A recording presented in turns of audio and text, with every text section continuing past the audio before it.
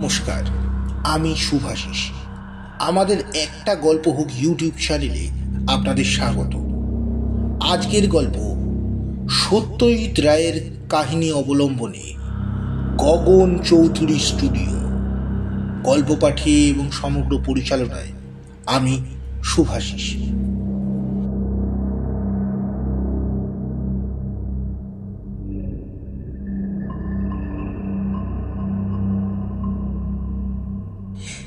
একটা ফ্ল্যাট দিনের বেলা দেখে পছন্দ হলেও সেটা গিয়ে থাকা না অবধি তার সুবিধে অসুবিধাগুলো ঠিক বোঝা যায় না। সুদিন সরকার এইটা উপলব্ধি করলো ভবানীপুরের এই ফ্ল্যাটে বসবাস আরম্ভ করে। এই একটা ব্যাপারে ভাগ্যগুলো কি একটু শুকনো হাসলেন। না হলে তিনি যে সুদিনের প্রতি সবিশেষ প্রসন্না তার নজিরের অভাব নেই। যেমন তার পদোন্নতির ব্যাপারটাই ধরা যাক, সে এখন অফিসের একটা ডিপার্টমেন্টের হেড। ঠিক এত তাড়াতাড়ি মাথায় পৌঁছানোর কথা নয়, হাজার হোক তার বয়সটা তো বেশি নয়। এই আসারে 31-এ পড়েছে সে। ডিপার্টমেন্টের কাজ অবধি এমনিতেই উঠেছিল সুদিন। মাথায় ছিল নগেন্দ্র কাপুর, যার বয়স 40, যিনি দীর্ঘাঙ্গ, সুপুরুষ, কর্মক্ষম, যিনি ছাই রঙের সাফারি স্যুট পরে অফিসে ঢুকলে সকলের দৃষ্টি চলে যায় তারই দিকে। সেই নগেন্দ্র কাপুর যে আকস্মাৎ টালিগঞ্জের গল্ফের মাঠে হৃদযন্ত্র ক্রিয়া বন্ধ হয়ে শেষ হয়ে যাবেন, সে কি কেউ স্বপ্নেও ভেবেছিল?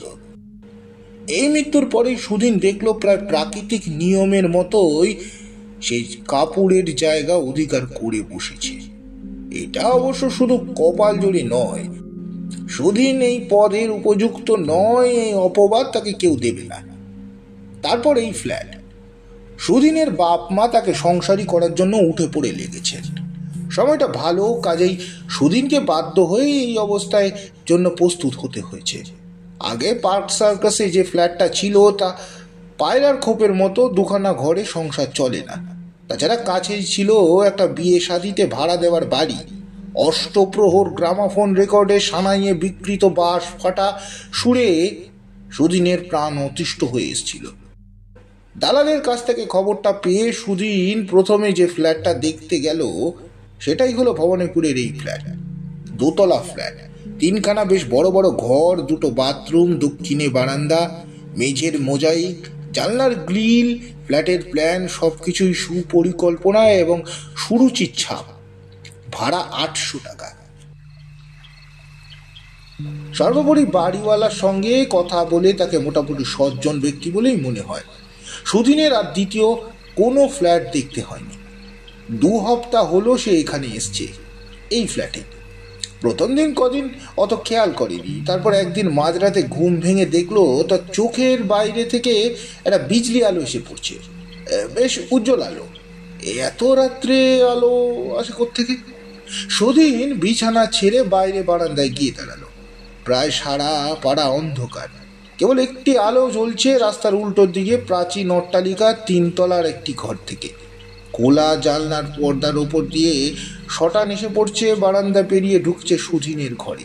শুধু ঘরে নয়, একেবারে সুদিনের বিছানায়। বালিশ উল্টো হয়ে ঘুরিয়ে শুলেও সে ঘরে আলো পড়বে একেবারে সুদিনের মুখে। এই তো বড় জ্বালাতন। ঘর অন্ধকার না করে মানুষ ঘুমোয় কি করে? অন্তত সুদিন পারে না সেটা। এটা কি রোজ হবে নাকি? আরও 1 সপ্তাহ দেখার পর সুদিন বুঝলো এই নিয়মের কোনো ব্যতিক্রম নেই। 12টার কিছু আগে থেকে আলোটা জ্বলে এবং জ্বলে থাকে ভোর অবধি। অথচ নিজের ঘরের দক্ষিণের জানলা বন্ধ করে শোয়ায় সুদিনের ঘোর আপত্তি। কার না হয়? কলকাতায় ওই একটা জিনিসের দাম অনেক, দক্ষিণের জানলা। বিশেষ করে সামনে যদি অন্য কোনো বাড়ি না থাকে, সেটাও এই ফ্ল্যাটের একটা লোভনীয় দিক। জানলার সামনে রাস্তার উপরে হলো ওই পুরনো বনেদি বাড়িটার সংলগ্ন বাগান, যেখানে অদূর ভবিষ্যতে কোনো নতুন দালান গড়ে ওঠার সম্ভাবনাও নেই। বাড়িটা কোনো এককালীন জমিদারের, সেটা বোঝাই যায়। সংস্কার হয়নি বহুদিন, লোকজনও বিশেষ থাকে বলে মনে হয় না, ওই 3 তলার ঘর ছাড়া। কোনো অজ্ঞাত কারণে ওই ঘরের বাসিন্দা সারা রাত বাতি জেলে রাখেন। 1 তলার ফ্ল্যাটে ফ্যামিলি নিয়ে থাকেন সোমেশ্বর নাগ। সুদিনের মাস চারেক আগেই নিয়ে এসছেন ফ্ল্যাটে। বছর 55 বয়স, বেঙ্গল ক্লাবের মেম্বার। সন্ধ্যাটা তিনি সেখানে ক্লাবেই কাটান। একদিন এক শনিবার বিকেলে গেটে সামনে দেখা হয়ে গেল, বাড়ির গেটের সামনে। তার সঙ্গে দেখা হওয়ায় সুদিন তার সঙ্গে কিঞ্চিত বাক্যালাপের লোভ সম্বরণ করতে পারল না। আমাদের বাড়ির উল্টো দিকে কাদের বাড়ি বলুন তো? চৌধুরী। কেন, কি ব্যাপার? না মানে বাড়িতে তো বিশেষ কেউ থাকে তো মনে হয় না, অথচ 3 তলার ঘরে সারা রাত বাতি জ্বলে, সেটা লক্ষ্য করেছেন? না, তা তো করিনি। আপনাদের ঘরে আলো আসে না? সেটা তো সম্ভব নয়, ওদের ছাদের পাঁচিলটা সামনে পড়ে তো, ও আমরা তো ঘরটাই দেখতে পাই না। খুব বেঁচে গিয়েছেন। আমার তো রাত্রে ঘুমই হয় না ওই আলোর জন্য। Very strange. দেখছি তো ওই এত বড় বাড়িতে মাত্র একটি কি দুটি প্রাণী থাকে। মালিক হলেন গগন চৌধুরী, তাকে বড় একটা দেখা যায় না। আমি তো এসে অবধি দেখিনি, তবে আছেন বলে জানি। বয়স হয়েছে বোধ হয়, শুনেছি এককালে ছবি টবি আঁকতেন। আপনি একটা কাজ করুন, ভদ্রলোককে গিয়ে সোজাসুজি বলুন অন্তত ওর নিজের ঘরের জানলাটা বন্ধ করে দিতে পারেন। এইটুকু কনসিডারেশন হবে না প্রতিবেশীর জন্য? এই কাজটা অবশ্য করা যায়, যদিও সহজ নয়। অনুরোধ করলেও সেটা যে গ্রাহ্য হবে এমন কোনো গ্যারেন্টি নেই। রাত্রে কি ঘটনা ঘটে ওই গগন চৌধুরীর ঘরে? সুদিন বুঝতে পারলো আলোর জন্য ব্যাঘাতের প্রশ্নটা বড় ঠিকই, কিন্তু ওই প্রাচীন অট্টালিকার ওই ঘরে কি ঘটছে সেটা জানার আগ্রহ কম নয়। তার বন্ধু মহিম রেসের মাঠে যাতায়াত করে, তার একটা বড় বাইনোকুলার আছে। সেটা দিয়ে দেখলে কিছু জানা যাবে কি? বাইনোকুলারের দরকার সেই জন্যই যে ঘরটা নেহাত কাছে নয়, চৌধুরীদের বাড়িটা রাস্তার ওপরে নয়, পাঁচিল বেয়ে সামনে খানিকটা জায়গা আছে, সেই বাগানের অংশ। সেই দূরত্ব পরে আরো দূরত্ব আছে, কারণ 3 তলার ঘরটা ছাতের খানিকটা অংশ পেরিয়ে। মহিমের বাইনোকুলারে জানলাটা চলে এলো অনেকখানি কাছে, কিন্তু পর্দার ওপর ওই দেয়ালের খানিকটা অংশ ছাড়া বিশেষ কিছু দেখা গেল না। দেওয়ালে টাঙানো তেল রঙে আঁকা দুটো আবক্ষ প্রতিকৃতির খানিকটা অংশ দেখা যাচ্ছে সিলিং এর ওই আলোতে। তাহলে কি ওই শিল্পীর ঘর ওটা? এটাই কি ভদ্রলোকের স্টুডিও? কিন্তু সেখানে কি কোনো মানুষ নেই? হ্যাঁ আছে, এইমাত্র জানলার পর্দায় ছায়া ফেলে একটা মূর্তি ডান থেকে বাম দিকে চলে গেল, কিন্তু ছায়া থেকে মানুষ চেনা গেল না। পর্দার আলোটা পড়তেই তার স্বচ্ছতা অনেকটা কমে গেছে। প্রায় 15 মিনিট পর দেখার পর সুদিনের ক্লান্তি এলো। যেটুকু ঘুমের সম্ভাবনা তাও কি সে নষ্ট করবে এই ছেলে মানুষই করে? বাইনোকুলারটা টেবিলের ওপর রেখে সুদিন শুয়ে পড়ল। সে মনে মনে স্থির করে নিয়েছে কি করা দরকার। সোজা গিয়ে গগন চৌধুরীর সঙ্গে দেখা করতে হবে, তাকে বলতে হবে তার ঘরের উত্তরের দিকে জানলাটা বন্ধ রাখতে। এতে কাজ হলে হবে, না হলে সুদিনকে এই অবস্থার সঙ্গে মানিয়ে নিতে হবে। গগন চৌধুরী কিরকম লোক সেটা জান না থাকলে ভালো হতো। প্রতিবেশীর কাছ থেকে অভদ্র অপমান সুযোগ ব্যবহার হজম করা খুব কঠিন, তা তিনি যত প্রবীণই হোক না কেন, কিন্তু এক্ষেত্রে ঝুঁকিটা নেওয়া ছাড়া গতি নেই। গেটটা খোলা এবং দারোয়ান নেই দেখে সুদিনের একটু অবাক লাগলো, কিন্তু এই প্রথম এত সহজে অতিক্রম করতে পারা সেটুকু একটু নিশ্চিন্তও লাগলো। সে রাত্রে যাওয়া স্থির করেছে, কারণ ভদ্রলোক দেখতে চাইলে তাকে দেখিয়ে দিতে পারবে আলোটা কিভাবে তার ঘরে পড়ে। ভবানীপুরের ভদ্রপাড়া শীতকালে রাত 11টার মধ্যে নিস্তব্ধ হয়ে গেছে। গতকাল পূর্ণিমা ছিল। চৌধুরী বাড়ির আগাছায় পরিপূর্ণ বাগানের সবকিছুই জ্যোৎস্নার আলোয় স্পষ্ট দেখা যাচ্ছে। শ্বেত পাথরের নারী মূর্তি ডাইনে ফেলে সুদিন এগিয়ে গেল নোনা ধরা গাড়ি বারান্দার দিকে। এখনো 3 তলার ঘরে আলো জ্বলেনি। কপাল যদি ভালো হয় তাহলে গগন চৌধুরীকে হয়তো নিচেই পাওয়া যেতে পারে। সদর দরজায় কড়া নাড়তে কয়েক সেকেন্ডের মধ্যে এক ভিত্তস্থানীয় পৌর দরজা খুলে প্রশ্ন করল, কাকে চাই? চৌধুরী মশাই, গগন চৌধুরী, তিনি কি শুয়ে পড়েছেন? না। তার সঙ্গে একবার দেখা করা যায় কি? আমার নাম সুধীন সরকার, আমি থাকি ওই সামনের বাড়িতে, একটা বিশেষ কাজে এসেছি। চাকর ভিতরে গিয়ে আবার মিনিট খানেকের মধ্যেই ফিরে এলো। আসুন আসুন, আপনি আসুন। এই ব্যাপারটা এত সহজে হয়ে গেল, ভারী আশ্চর্য তো। ভিতরে ঢুকে ল্যান্ডিং পেরিয়ে একটা বৈঠকখানায় গিয়ে ঢুকলো সুধীন। বসুন। জানলা দিয়ে এক ফালি চাঁদের আলো এসে পড়ছে সোফার ওপর, তাই সুধীন সেটা দেখতে পেয়ে এগিয়ে গিয়ে বসলো। চাকর বাতি জ্বালিয়ে দিয়ে গেল না কেন? এখন তো এ পাড়ায় লোডশেডিং নেই। এবারে ঘরের চারিদিকে তাকিয়ে চোখ ঘোরাতেই সুধীনের হৃদস্পন্দন হঠাৎ দেখতে দেখতে দ্বিগুণ হয়ে গেল। সে কি ঘরবর্তী লোকের মধ্যে এসে পড়লো নাকি? তাকে ঘিরে কারা চেয়ে রয়েছে তার দিকে। ঘরের প্রায়ন্ধকার দৃষ্টি আর একটু অভ্যস্ত হতেই সুধীন বুঝতে পারলো যারা চেয়ে রয়েছে তারা মানুষ নয়, মুখোশ। প্রত্যেকটি চোখের চাউনি যেন তার দিকে ঘোরানো।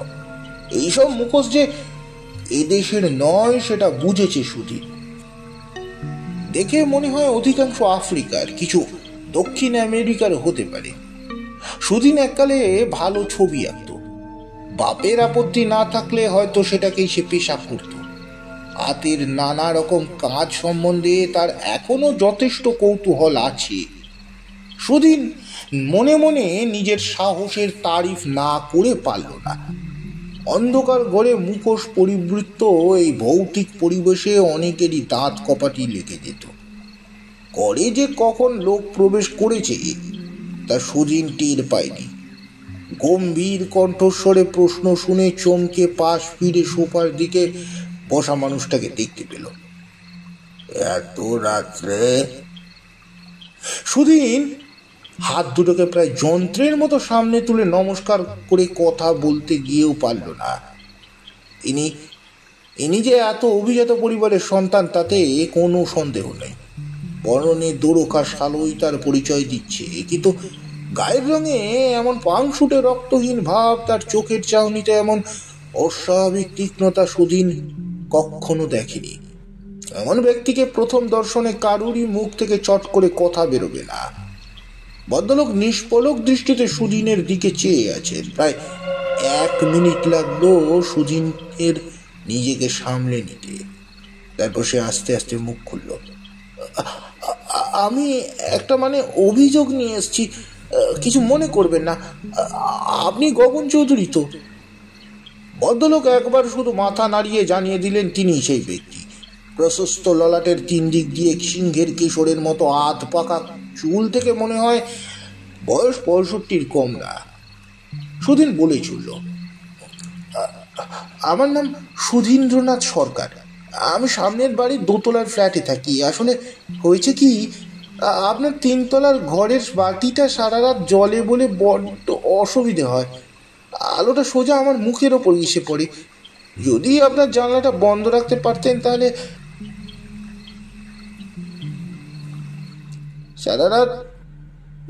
সারাদিন অফিস করে রাত্রিরে ঘুমোতে না পারলে। ভদ্রলোক এখনো এক দৃষ্টে চেয়ে আছেন সুধীরের দিকে। এই ঘরের কি কোনো আলোই জ্বলে না নাকি? অগত্যা সুধীন আবার মুখ খুলল। ব্যাপারটাকে আরেকটু পরিষ্কার করা দরকার। আমি যদি জানলা বন্ধ করি তাহলে আলো আসবে না ঠিকই, কিন্তু দক্ষিণের জানলা তো, তাই। আপনার জানলা বন্ধ করতে হবে না, আগে আমি করব। হঠাৎ যেন একটা বিরাট ভার নেমে গেল সুধীনের বুক থেকে। ও, তাহলে তো কথাই নেই, অনেক ধন্যবাদ। আপনি উঠছেন? সুধীন ওঠার উদ্যোগ করছিল ঠিকই, কিন্তু এই প্রশ্ন শুনে অবাক হয়ে বসে পড়ল। রাত তো হলো, আপনি নিশ্চয়ই শুতে যাবেন। আমি রাত্রে ঘুমোই না। ভদ্রলোকের দৃষ্টি সুধীনের দিক থেকে এক চুল নড়েনি। সুধীন ধরা গলায় প্রশ্ন করল, লেখাপড়া করেন বুঝি? এই পরিবেশে গগন চৌধুরীর সান্নিধ্য যে খুব স্বস্তিকর নয় সেটা স্বীকার করতেই হবে। না না, তবে ছবি আঁকি। হ্যাঁ, সুদিনের মনে পড়ে গেল বাইনোকুলার দিয়ে ঘরের দেওয়ালে পেন্টিং দেখে মনে হয়েছিল সেটা চিত্রকরের স্টুডিও হতে পারে। নাগমশাইও বলেছিলেন ইনি এককালে ছবি আঁকতেন, তার মানে এই ঘরটাই আপনার স্টুডিও। ঠিক ধরেছেন, কিন্তু সে কথা বোধহয় পাড়ার বিশেষ কেউ জানে না। গগন চৌধুরী একটা শুকনো হাসি হাসলেন। আপনার সময় আছে? সময় মানে? তাহলে কতগুলো কথা বলি, অনেক দিনের জমে থাকা কথা, কাউকে বলার সুযোগ হয়নি কখনো। সুদিন অনুভব করলো ভদ্রলোকের অনুরোধ অগ্রাহ্য করার ক্ষমতা তার নেই। বলুন। পাড়ার লোকে জানে না, কারণ জানার আগ্রহ নেই। একটা লোক সারাটা জীবন শিল্প চর্চা করে গেল, কিন্তু সেই সম্বন্ধে কারোর কোনো কৌতূহল নেই। এককালে যখন এক্সিবিশন করেছি তখন কেউ কেউ এসে দেখেছে, অল্প বিস্তর সুখ্যাতি করেছে, কিন্তু হাওয়া যখন বদলাতে শুরু করলো, মানুষের যে ছবি রক্ত মাংসের মানুষ বলে চেনা যায় তার কদর আর যখন রইল না, তখন থেকে আমি গুটিয়ে নিয়েছি নিজেকে। নতুনের ঝান্ডা উড়িয়ে চলেতে আমি শিখিনি, মনে মনে তা ভিঞ্চিকে গুরু বলে মেনে নিয়েছিলাম। এখনো তিনি আমার গুরু। কিন্তু আপনি কিসের ছবি আঁকেন? মানুষের। মানুষের পোর্ট্রেট। মন থেকে? না, সেটা আমি পারিনি, শিখিনি। আমার সামনে কেউ এসে না বসলে আমি ছবি আঁকতে পারি না। এই মাঝরাত্রে আসে মডেল, আসে সেটিং দেয়, রোজই আসে। সুদিন কিছুক্ষণের জন্য হতভম্ব হয়ে বসে রইল। এ কেমন তোর কথাবার্তা বলছেন ভদ্রলোক? এই যেন পাগলের মতো শোনাচ্ছে, পাগলের প্রলাপের মতো। বিশ্বাস হচ্ছে না? গগন চৌধুরী ঠোঁটের কোণে এই প্রথম একটা পরিষ্কার হাসির আওয়াজ দেখা গেল। সুদিন কি বলবে বুঝতে পারল না। আসুন আসুন আমার সঙ্গে। সুদিন এই আদেশ অমান্য করতে পারল না। ভদ্রলোকের চোখে এবং কথায় একটা সম্মোহনী শক্তি আছে, সেটা মানতেই হবে। তার নিজেরও এই কৌতূহল হচ্ছে তা নয়। কেমন ছবি আঁকেন ভদ্রলোক? কারা আসে সিটিং দিতে মাঝরাতে? কিভাবে তাদের জোগাড় করা হয়? আমার স্টুডিওতে ছাড়া বাড়ির আর কোথাও ইলেকট্রিসিটি নেই। কেরোসিনের ল্যাম্পের আবছা হলদে আলোয় কাঠের সিঁড়ি দিয়ে উপরে উঠতে থাকলেন ভদ্রলোক। বাকি সব কানেকশন কেটে দিয়েছি। আশ্চর্য, এই যে ল্যান্ডিং, সিঁড়ির দেয়াল, বৈঠকখানায় কোথাও একটিও পেন্টিং নেই। সব কি তাহলে স্টুডিওতে জড়ো করে রেখেছেন ভদ্রলোক? তিনতলায় উঠে বাইরে ঘুরে সামনে একটা দরজা, সেই ঘরে সুদিনকে নিয়ে ঢুকে দরজা আবার বন্ধ করে দিয়ে বাইরে দেওয়ালে একটা সুইচ টিপলেন। উজ্জ্বল আলোতে ঘট পড়ে গেল। এইটাই যে স্টুডিও সেটা বলে দিতে হয় না। আঁকার সব সরঞ্জাম রয়েছে এখানে। ঘরের একপাশে আলোর ঠিক নিজেই জেলে একটা সাদা ক্যানভাস খাটানো রয়েছে, তাতে নতুন ছবি শুরু হবে সেটা বোঝাই যাচ্ছে। সরঞ্জামের বাইরে যেটা আছে সেটা হলো দেওয়ালে টাঙানো, মেঝেতে ডাই করা রাখা পোর্ট্রেট। কমপক্ষে 100 তো হবেই। মেঝেরগুলো এগিয়ে গিয়ে হাতে তুলে না ধরলে বোঝা যাবে না। যেগুলো চোখের সামনে জল জ্যান্ত সে হলো দেওয়ালে টাঙানো পোর্ট্রেটগুলো, অধিকাংশ পুরুষের ছবি। সুদিন তার তৈরি চোখে বুঝে নিল সাবেকি ঢঙে আঁকা পেন্টিংগুলো যথেষ্ট মুন্সিয়ানার পরিচয় আছে। এখানে সুদিনের মনে হলো যে সবাই চেয়ে আছে তারই দিকে। কমপক্ষে 50 জোড়া চোখ।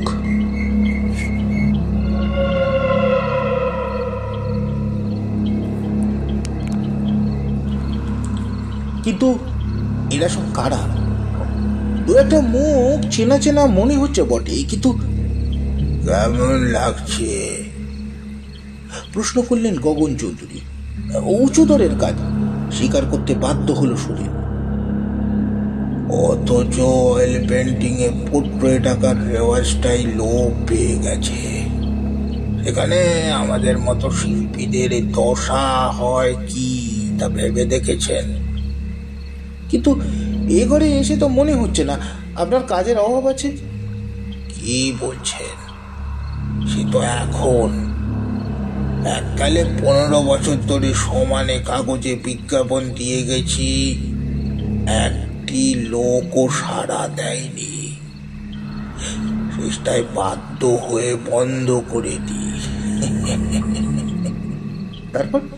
তারপর আবার আঁকা শুরু হলো কি করে? অবস্থার পরিবর্তনের ফলে। সুদিন আর কিছু বলল না,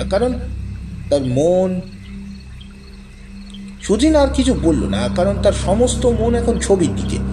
ইতিমধ্যে সে 3 জনকে চিনতে পেরেছে। একজন মাস চারেক হলো মারা গেছে বিখ্যাত গায়ক অনন্তলাল নিয়োগী।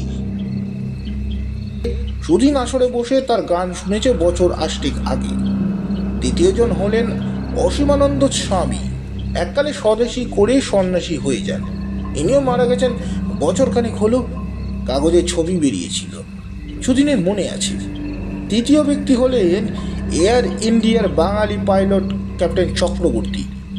লন্ডনে যাওয়ার সময় বোয়িং দুর্ঘটনায় 250 যাত্রী সমেত এরও মৃত্যু হয় বছর 3 আগে।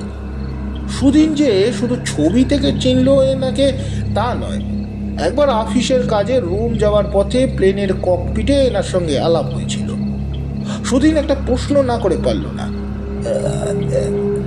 এরা কি শুধু পোর্ট্রেট করানোর উদ্দেশ্যে এসেছিলেন? সেই ছবি নিজেরা নেননি কখনো? গগন চৌধুরীকে এই প্রথম গলা ছেড়ে হাসতে শুনল সুধীর।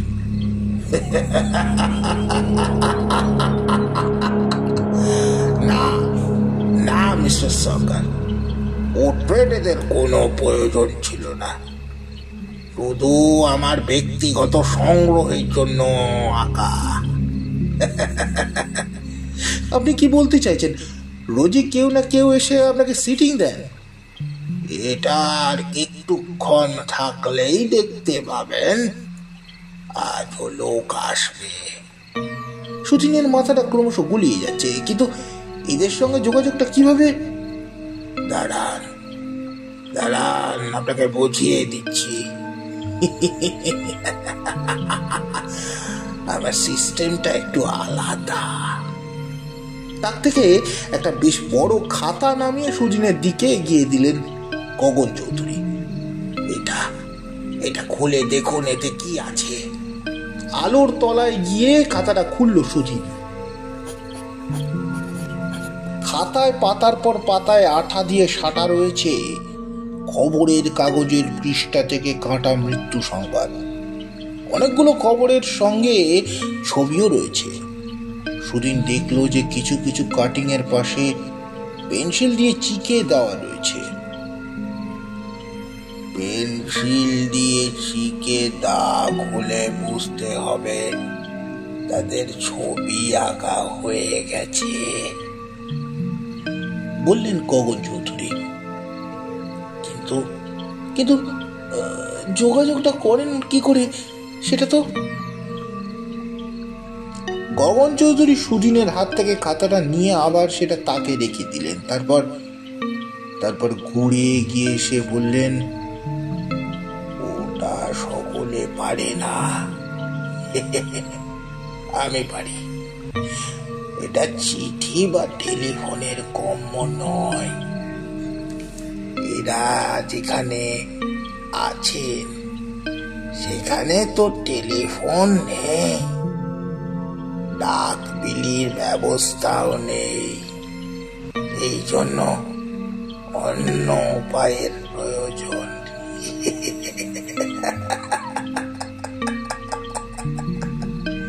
সুদিনের হাত পা ঠান্ডা, গলা শুকিয়ে কাঠ। তাও একটা প্রশ্ন না করলেই নয়। আপনি আপনি কি বলতে চান এইসব লোকের পোর্ট্রেট করা হয়েছে এদের মৃত্যুর পর?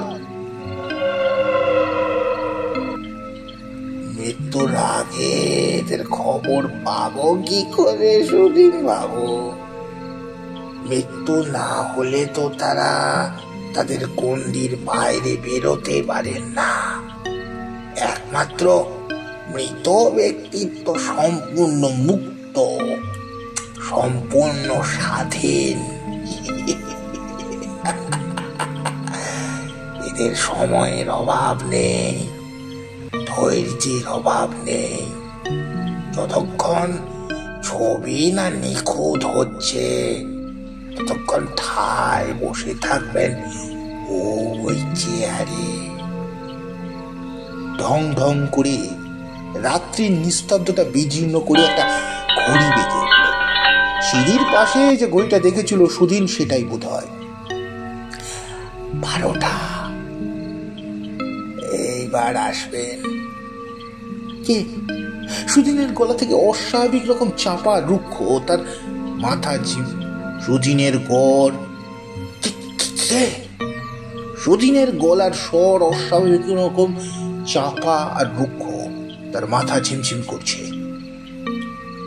আজকে যিনি বসবেন তিনি ওই ওই তার পায়ের শব্দ।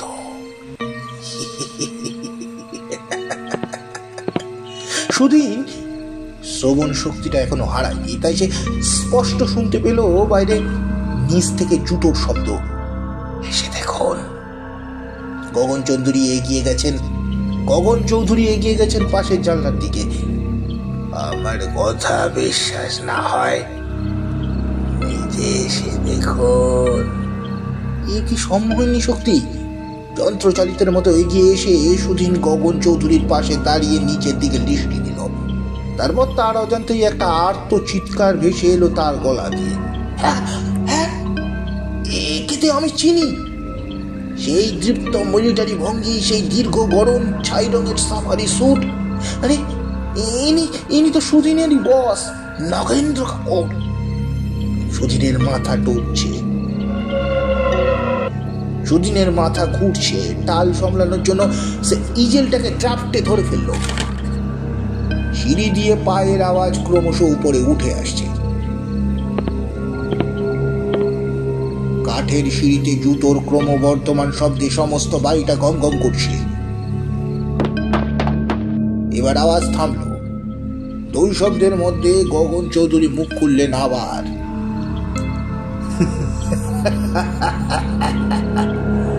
লোক স্থাপনের কথা জিজ্ঞাসা করছিলেন না সুধীর বাবু? Very simple. এইভাবে হাত ছানি দিলেই চলে আসে।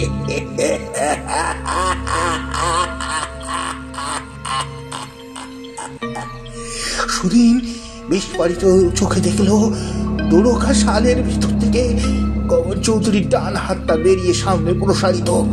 সে হাতে মাংস চামড়া কিচ্ছু নেই, খালি হাত।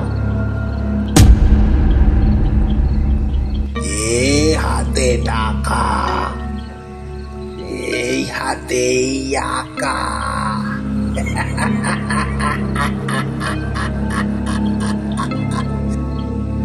সংজ্ঞা হারাবার আগের মুহূর্তে সুদিন শুনল স্টুডিওর বন্ধ দরজার বাইরে থেকে টোকা পড়ছে।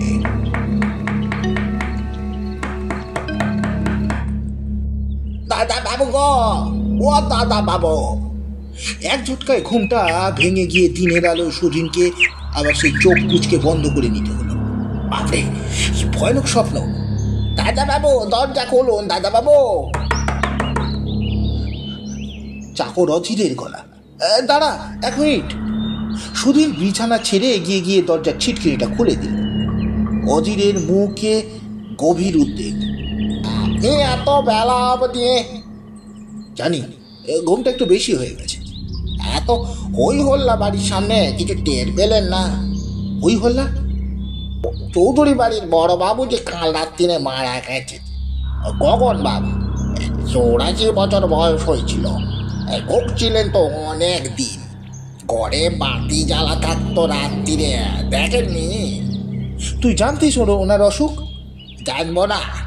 আরে ওনার চাকর ভগীরথ, তার সঙ্গে তো রোজই দেখা হয় বাজারে। বুঝুর।